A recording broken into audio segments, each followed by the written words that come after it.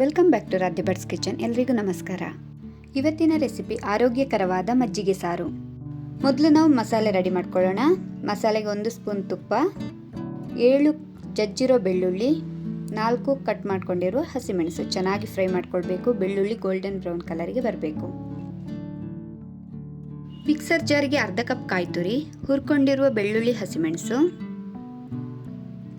1/4 cup ನೀರು. ಚೆನ್ನಾಗಿ ರುಬ್ಕೊಳ್ಬೇಕು.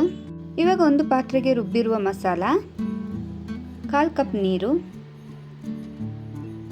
ಈಗ ಮಜ್ಜಿಗೆ ಹಾಕ್ಕೊಳ್ತಾ ಇದ್ದೇನೆ. ನಾನಿಲ್ಲಿ 1 ದೊಡ್ಡ ಗ್ಲಾಸ್ ಮಜ್ಜಿಗೆ ತಗೊಂಡಿದ್ದೇನೆ. ಕನ್ಸಿಸ್ಟೆನ್ಸಿ ನೋಡ್ಕೊಳ್ಳಿ. ರುಚಿಗೆ ಬೇಕಾದಷ್ಟು ಉಪ್ಪು. ಈಗ ಅದನ್ನು 2 ನಿಮಿಷ ಕುದಿಸ್ಕೊಳ್ಬೇಕು. ಕೈ ಬಿಡದೆ ಕುದಿಸಬೇಕು, ಇಲ್ಲಾಂದರೆ ಮಜ್ಜಿಗೆ ಒಡೆಯೋ ಚಾನ್ಸಸ್ ಇರುತ್ತೆ. ಈ ಥರ ಕೈ ಬಿಡದೆ ಕುದಿಸಿದ್ರೆ ಮಜ್ಜಿಗೆ ಒಡೆಯೋದಿಲ್ಲ.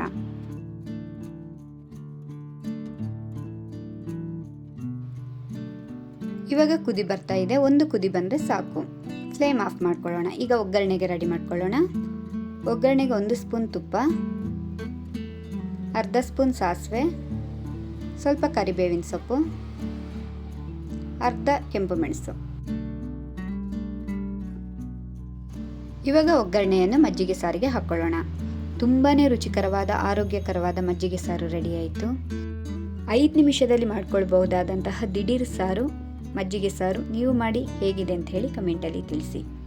Please subscribe and support me. Thank you all.